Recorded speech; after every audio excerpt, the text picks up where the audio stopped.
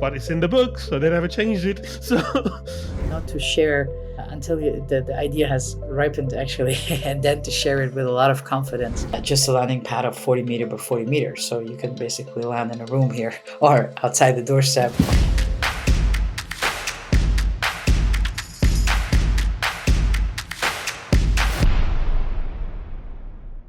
hey, welcome to the Air Mobility Show. I'm Amad Malik with my co-host Nadia Pak. Today's guest is an entrepreneur, an AM innovator, woman role model, and overall a lovely person, Freshta Farzam. Welcome, Freshta, to the show. Thank you, Ahmad. I appreciate it. Thank you for having me. Thank you, Nadia, as well. Thank you. And thank you for being here, Freshta. You can't believe and imagine how excited we are to have you on this episode because the other week I was just listening to an episode you did with Simply Flying, talking about the SKYBUS and the SkyTrack, and I was just imagining the 40-seater flying in our urban skies. Future is here. So I'll just go ahead and jump on the first question that we have for you today. How was the idea for the 40-seater eVTOL born and what was your inspiration? Thank you, Nadia. That was very good intro, actually. That's really an honor, and it's a pleasure for me to talk about our 40-seater eVTOL. And 4 or 5 years ago, the idea just, I guess it came, it was destiny somewhere. I was doing my pilot license, but then I was also looking into the air taxi business models and the technology, and I was really inspired. But then at some point, I was thinking, why is everyone like sort of like looking into only 2 to 4 seater eVTOLs maximum? Like, why is no one thinking bigger? And that's when I was actually putting a team of engineers together, and I had to dive in deeper into technology, the weaknesses, the strengths, the opportunities, also from a technological, but also from an economical perspective. And that's when I challenged my engineers. I was like, now I want a 40 seater. So, how do we get a 40 seater eVTOL with the current technologies? Because if I go with fully battery or fully hydrogen, that's going to be again like maybe a promise that I cannot keep maybe for the next 10, 20 years. But that's why we need something realistic, something that is doable and feasible today, within the next decade, or already certified. And that's how we came together with our 40 seater hybrid hydrogen eVTOL aircraft. Yeah. First of all, for our listeners, what is the eVTOL? I know we both mentioned this term because we are very used to this term eVTOL, right? But Freshta, could you just let us know once again what eVTOL stands for, just for the people who will be using it every day? eVTOL stands for electric vertical takeoff and landing. So that's what I guess the beauty of this technology is today. I mean, we know the helicopters, they take off vertically and they land vertically, but so the air taxis now are the two-seaters basically. They're also taking off vertically and landing vertically. But that with us, we basically scale it up to 40 passengers, so in masses, you can now actually Mhm. take off and land vertically where you don't require any runways anymore. So just a landing pad of 40 meter by 40 meters. So you can basically land in a room here or outside the doorstep. Mhm. I mean, that's the future. That's how we're creating now the future, to bring masses of people and goods from point to point. Absolutely, that's amazing. And you've mentioned that your technology is the hybrid hydrogen technology with the electric systems in place. And that is very interesting from the standpoint of infrastructure requirements, how to put this together. So, could you please tell us more about what are the on the ground requirements and obviously everything else? I think that the topic infrastructure definitely is also a very important and dear topic to me personally, but also to my team, because we need to build the infrastructure right now. So even if our aircrafts, until we get into operations, that's going to take a few years, but we need to think about the infrastructure today. So the good thing is, if you're having an aircraft that's hybrid hydrogen, so running on a hybrid hydrogen fuels, that means we can actually use a hybrid solution also when it comes to refueling. So in our case, we're having the turboprops, the 4 turboprops, they run on jet fuel or SAF. So if SAF is available, we can fuel it with SAF.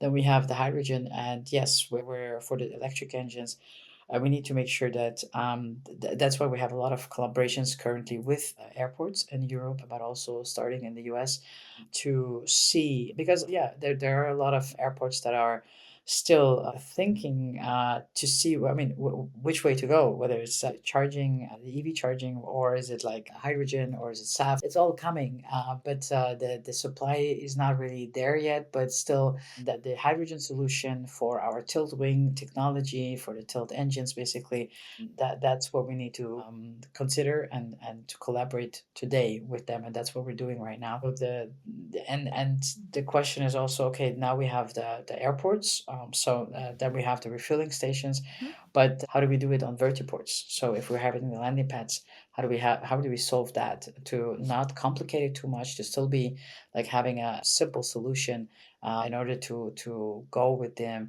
easy access towards a vertiport, but still maybe somehow provide fuel solutions or refueling solutions for our aircraft.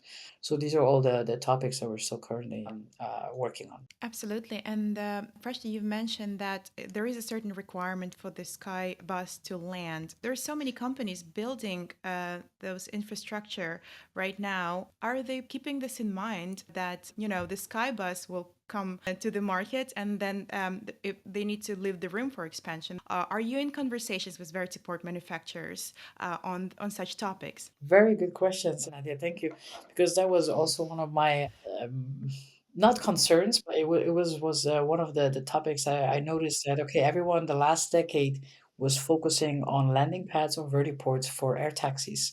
So if we look at the wingspan, for example, of the other air taxis, you're looking at, let's say, 11, 13, 14 meters wingspan for two-seater air taxi. For us, we have a wingspan of 19-meter for 40 passengers. So, but bringing that message across was really important for me to, yes, exactly, to speak to the airports, to speak to the vertiports. And interestingly, like since last year, because we're having all these press releases and partnerships, it went quite viral in the aviation news. So people, even vertiports, have actually approached us actively, but we are approaching on our end as well actively the infrastructure partners, from vertiports to airports, regional airports, smaller airports, larger airports, to make sure that they know, hey, we're here, we have a SkyBus, we need 40 meter by 40 meter at least to land vertically. So just have us on the radar and work with us. Have these, well, yeah, how do we proceed to design the next vertiports also for our SkyBus? Definitely, that is a big topic that we're So, a quick question: actively pushing forward. what is your timeline for certification and go to market as we stand now, and in the short term, and also in the long term? What is the plan for sort of adoption of further technology or changes? Yeah, ideally, I'm an idealist. Of course, I would say 5 to 6 years. Yes, I think it is possible. It's somewhere, if all the connecting dots from regulators to technology, etc., like everything, like basically, like really fits in and clicks into place, then it would actually be feasible to get it up and running within the next 5 to 6 years, certified and operated. But I think looking at also the other air taxis and regulatory challenges and all the other challenges that also came up, I think realistically in that case would be probably like 9 to 10 years to get into operations. So yeah, that would be the timeline that we're looking toward. But hopefully, yeah, I mean the technology is advancing, and we are looking, of course, towards what's going to happen with electric engines in the next 5 years, with hydrogen storage. So we're tracking all these different industries and the movements as well, in order to maybe even include them at some point in our strategic development as well. Right now, as I understand, hydrogen refueling is not even possible. Regulatory requirements that you can't be even close to that. So, what's your insight on that infrastructure challenge? And what's the conversations with the vertiports and airport operators, designers, developers? Right. No, thank you, Ahmad. I appreciate your question. I think with hydrogen, definitely we have a few challenges, but I think we're looking also, when we look towards batteries, we have a lot of challenges. So when we're looking towards hydrogen, we have a lot of challenges, but I think we can look towards challenges and register it, but move forward and see which opportunities do we have. So that's what we're doing. In the next 5 years, we're very sure there's going to be some proper combustion engines that we can actually run directly with hydrogen. So that's what we're doing as well. But we don't have that today. So but it's being worked on, so which is great. But and then electric engines as well, like the power that you have today, I'm very sure next 5 or 10 years you're gonna have other ones. So that's why we have sort of like adjusted a bit our whole concept or our whole technology a bit more agile so that we in the future can actually adapt much faster to go much more sustainable, like in a towards a sustainable solution quickly. There are two questions, really, two-part question. One is that, the primary focus right now in the industry we see is the smaller vehicles with, four-seaters, six-seaters for passenger, and also smaller delivery drones as well. Now your concept is much larger, bigger footprint, but also, bigger utility. There's not many companies who are developing such things. So what do you think is the transition period? When do you think we start seeing that transition happening from a smaller to a bigger vehicle, and it will become more viable? Yeah, I like this question. I think this transition could probably take place today, but I know that a lot of them are actually tied up on the focus that they have currently to actually take off with the two-seater, with the four-seater. So and I'm happy that they're doing that because if we came like 10 years ago suddenly with a 40-seater eVTOL right away, I don't think we would succeed. So that's why I'm so grateful for the two-seater air taxis or 40-seater air taxis or the drones because they have, I mean, the way I see it, they have actually opened up the gateways for us because we just what I did is now I just scale it up. I just speeded it up the transition from our side. So because the puzzle pieces are there and also the range. So the other ones are reaching a range of 100 miles, and we scaled it up to 600 miles immediately. So we're definitely one of the first ones and the only ones currently in the market with the 40-seater hybrid hydrogen eVTOL, and that's why we're taking this opportunity to collaborate quickly with infrastructure partners, with suppliers, with customers, because we're having, I think the way I see it is we're having the opportunity right now to shape the future.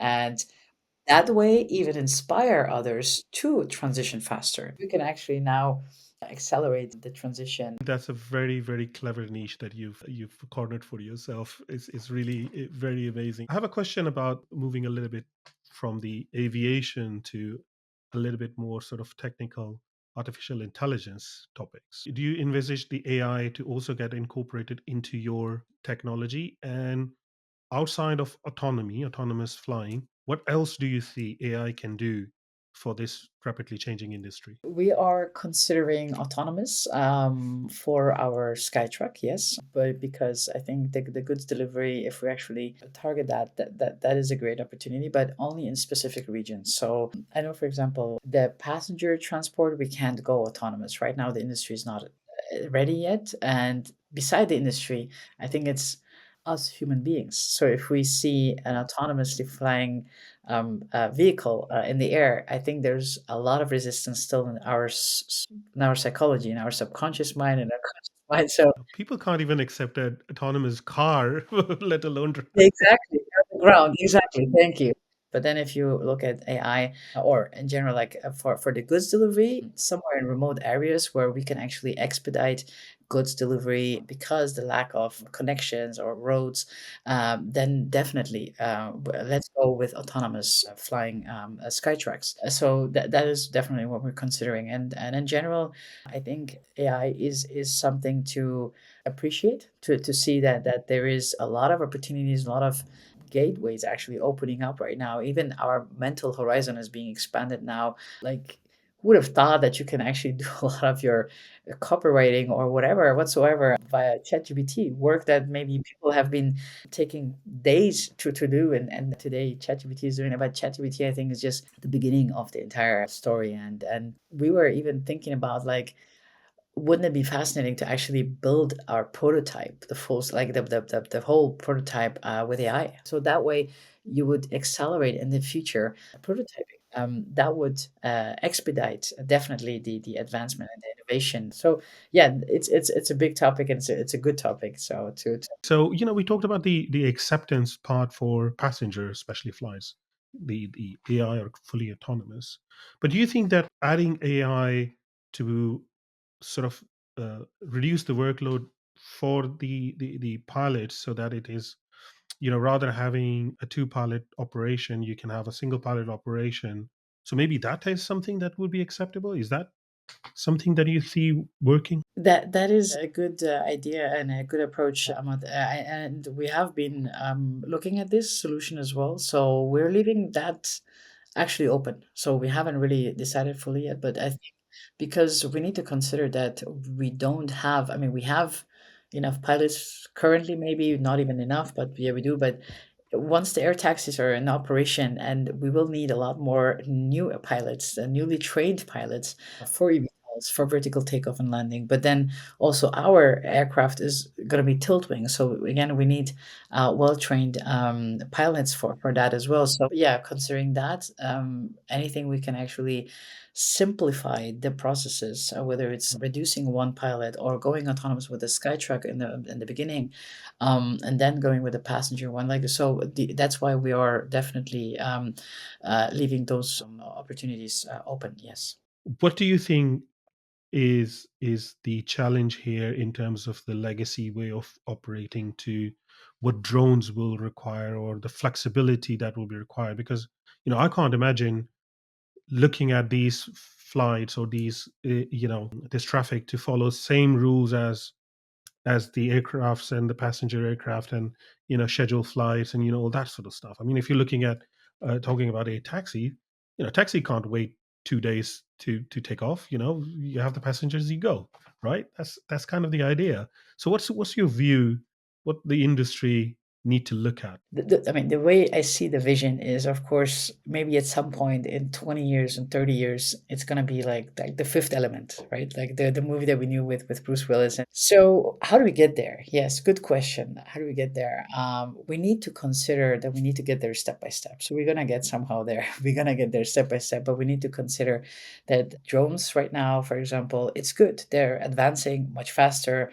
They're reshaping slowly the air traffic as well, but also the infrastructure and how to connect point to point delivery of goods. So I think we need to consider that there are some air corridors maybe as well that we can maybe use in a different way in the future. So to really expand our horizon, see we have reserved certain air corridors. How can we shape it maybe in the future? How can we actually consider that there is a bigger sky truck, for example, or a sky bus that flies in up to maybe 10,000 feet, and then we have the normal regional aircrafts, and then we have like the air taxis that fly a bit lower, and then we have the drones. So I think all that will definitely, yeah, I think definitely would be fun to structure that in the future, because there's a lot of points to consider. But if we just follow that vision that we're having, that they need to somehow collaborate and they need to somehow work together in the air and also on the ground, I'm sure we're gonna get there together, also with the regulators. One of the things that I have been racking my brain on is all the facets of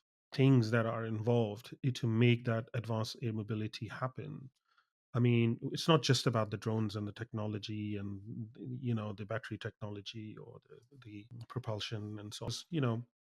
I think personally, all these different facets, you have the air traffic management for the urban environment or regional environment, specifically designed for this kind of air mobility, plus the infrastructure that is required.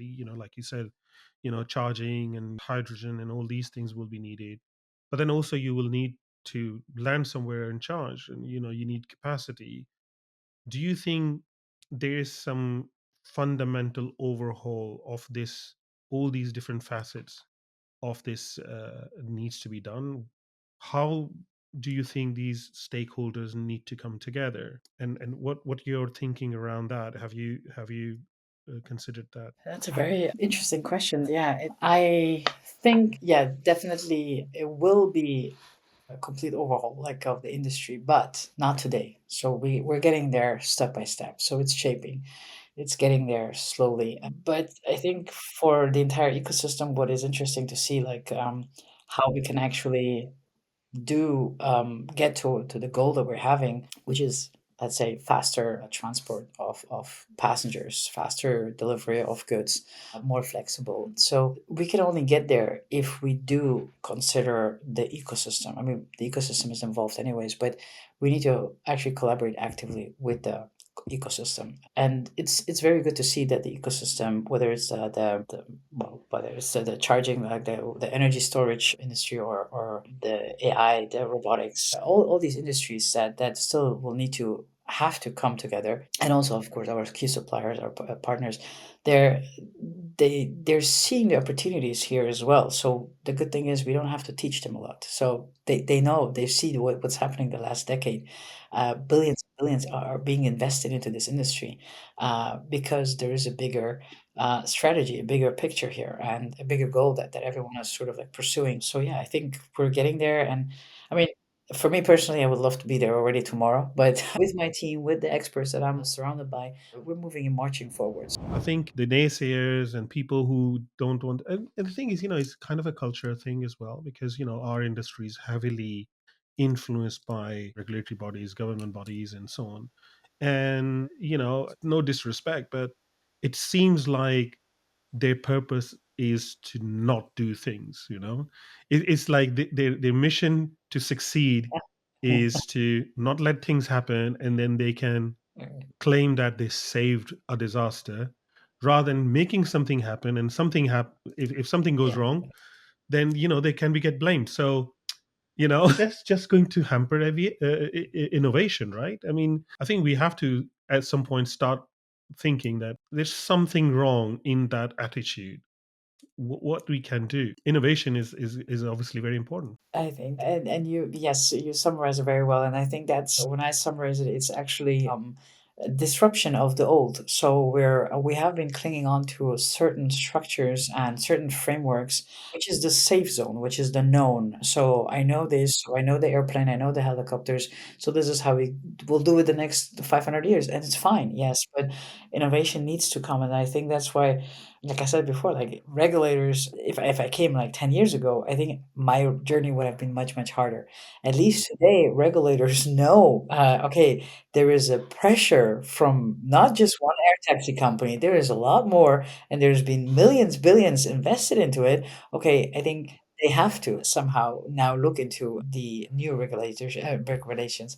And also, someone at the beginning was actually telling me, building an aircraft, really, you have chosen one of the highly and most highly regulated industries. Like, I don't care. I really don't care, because my focus is we're gonna get this certified. We're gonna have this aircraft. We're gonna get it certified and get into operations. And how how is it gonna come along the way? My personal view is that there are going to be certain regions that will be more flexible and will help expedite the process. I mean, you look at China has kind of been isolated from the rest of the world, but at least they have a certified vehicle, right? EHang is certified at least in China, and I recently heard that Thailand just started their debut passenger flights in Thailand with EHang.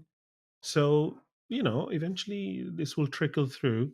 But yeah, I think one of the challenges we have here in Europe and also across the pond in the North America is the regulation is stuck in the way they have been regulating for 50 years. One of the things that I really like somebody said is that when we regulate things, we don't get rid of the old stuff, we just pile on. And the example is that there used to be in the army, in infantry, there used to be a person standing at the edge of the gun, and somebody asked, why is he standing there, because he doesn't do anything. They said, yeah, but he have to be there. Why? Because it's in the book. So they said we have There to you go. investigate why. But the thing is, no one questioned it, and it's happening for years and years. Eventually they found out that the reason why it was in the book is because back in the day you have to have this guy with the stick and the thing in front, and they had to push the ball back into the cannon.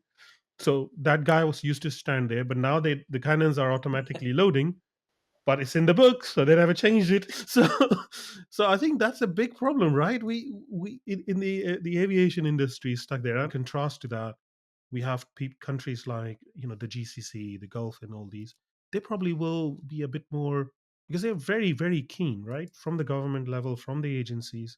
Yes, but they have a high respect to, of course, European and American regulators. So the EASA and FAA. So even if I think they wanted to, that's where I think, yeah, they have a high respect for them, which is also good. But they're open for trying out new concepts or new solutions as well. So that's what gives it a bit the flexibility as well. One of my questions that I try to ask everyone that I meet is that how they see AM technologies, the drones and the services integrating into the emergency services like ambulances or transplant, organ transplant, blood transfusion, emergency medicine, or defibrillators, or first response. Even how do you see that happening, and is it something that you think that your designs can incorporate into? I mean, we're looking at humanitarian aid use cases. So with our SKYBUS and the Sky Truck. So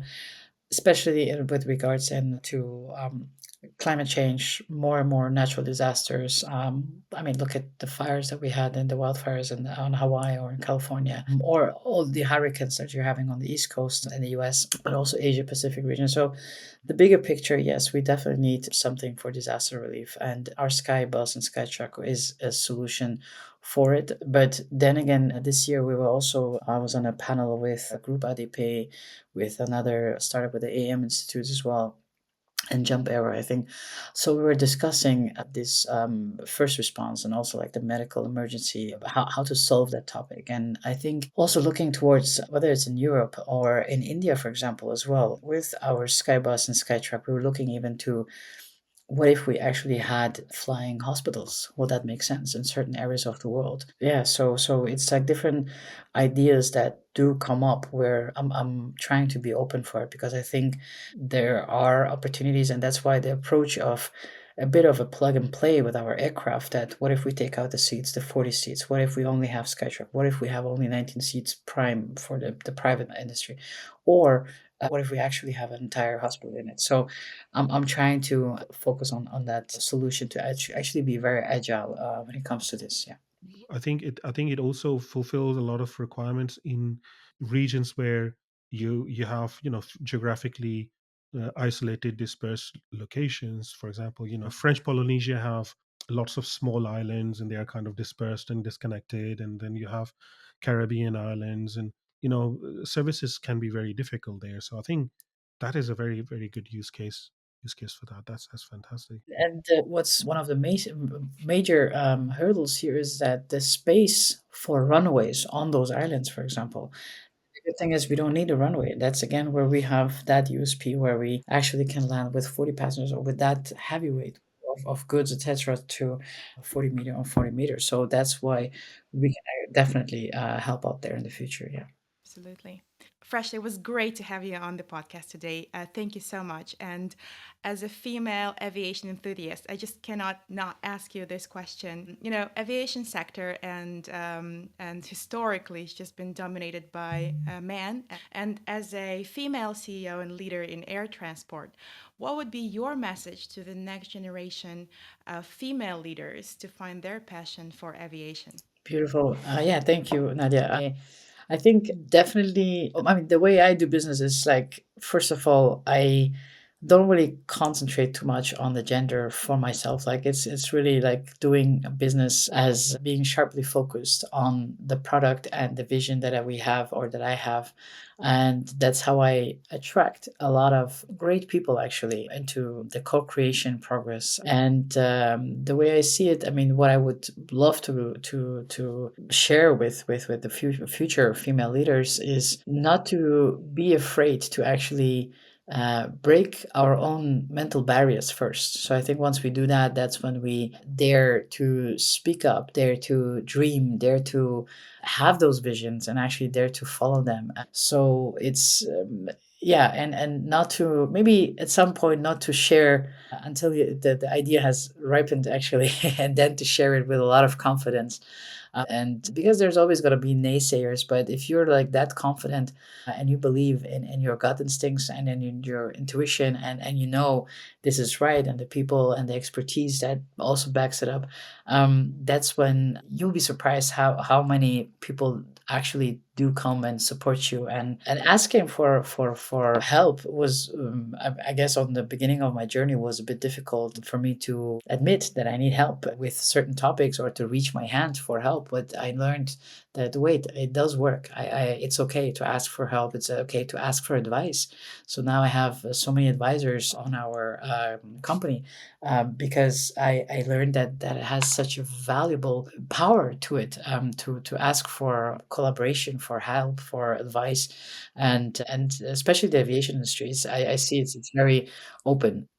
It has this family touch to it a bit. Like it's a smaller industry, I guess, in that sense. But it's yeah. So that's what I would give.